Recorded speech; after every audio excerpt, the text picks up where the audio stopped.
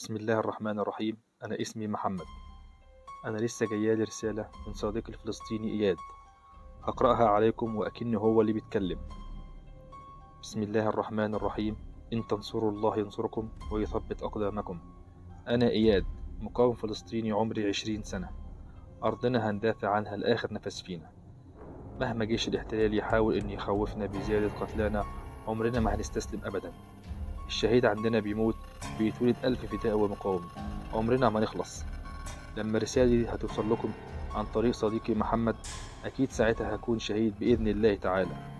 هحكي قصتي ليكم وياريت تحكوها لأولادكم علشان يعرفوا إننا ثابتين على الحق والدفاع عن أرضنا من كل غالي ونفيس. أول الحكاية لما كنا بنجهز لعملية فدائية ضد الاحتلال الصهيوني.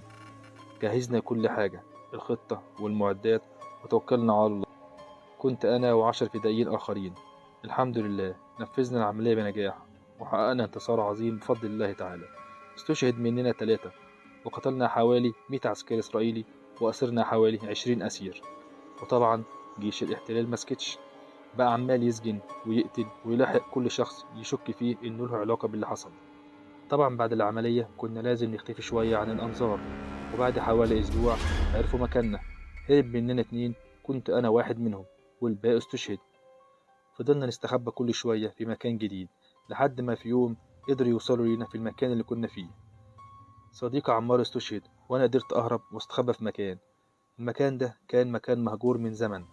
المكان ده اتقتل فيه حوالي 25 شخص من أسرة واحدة في واحدة من أبشع الجرائم التي قام بها الاحتلال الغاشم. كل الأسرة تم ذبحهم بالكامل واحد ورا واحد، وعملية القتل دي كانت قدام الأسرة كلها. كلهم كانوا بيشوفوا بعض وهما بيتذبحوا.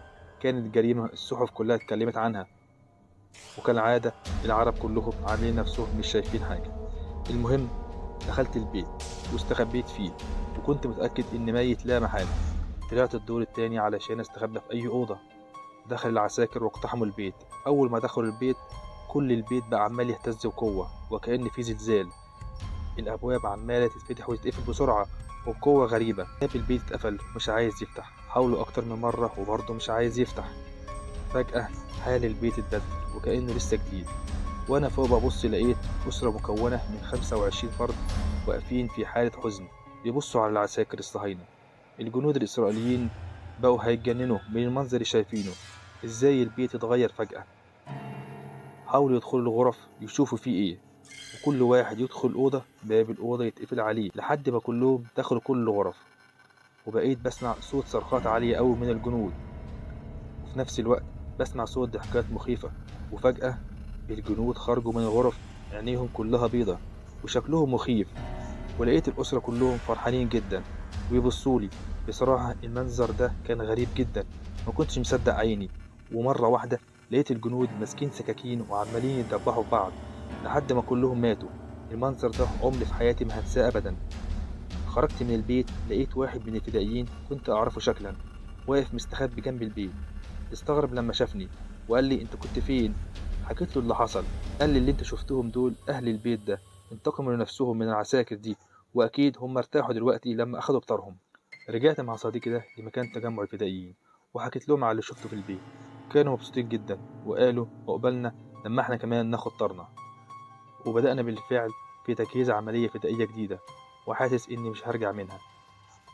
يا ريت صديقي محمد توصل له رسالتي دي ويقدر يحكيها. دعواتكم معانا إن ربنا ينصرنا على عدونا وعدوكم. والسلام عليكم ورحمة الله وبركاته. أنا قلبي اتقطع من اللي بشوفه. العدو خلاص سن سيوفه، ويا ريته يحارب زي الناس. ده بيضرب ناس قد كفوفه. أطفال ملهاش دعوة بحاجة تتحول تصبح أشلاء. مستشفى بتتفجر عادي وكأن الطبع غباء في غباء. صهاينة مفيش ليهم ملة والقلب بدون ذرة إحساس. ونقولنا في يوم هنصنفهم هنقول طبعا أوحش ناس. بس نعيشنا حياتنا عذاب واتقفلت كل الأبواب. مش هنسيب الأرض ونمشي مهما تكون الأسباب. مش هنخاف أبدا من موت ولا من جوع أو أي كلام. هنقاوم كل الأعداء والخطوة تملي لقدام، صابرين على الحال مهما هيصعب، صابرين إن شاء الله ليوم الدين. وهو كله يهون علشان أرضك، وهو كله يهون لأجل فلسطين. أرضنا لو كل الكون ده حاربها برضه لا يمكن تغلبها، ولا هتهد عزيمة شعب احنا معاها لا يوم هنسيبها. احنا هنفضل ملاك الأرض، مش هتكون أبدا للغير.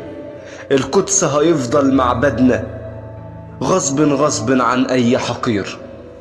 أرضنا لو كل الكون ده حاربها برضه لا يمكن تغلبها، ولا هتهد عزيمة شعب احنا معاها لا يوم هنسيبها. احنا هنفضل ملاك الأرض، مش هتكون أبدا للغير.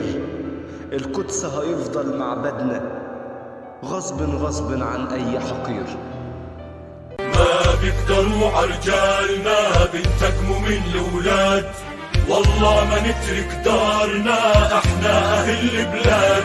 ما بيقدروا عرجالنا بنتقموا من الولاد، والله ما نترك دارنا احنا اهل البلاد. معلش كله فدا فلسطين، معلش لو سالت دموع العين، معلش تحت القصف واقفين، معلش احنا اللي منتصرين. معلش كله فدا فلسطين، معلش لو سالت دموع العين، معلش تحت القصف واقفين، معلش احنا اللي منتصرين.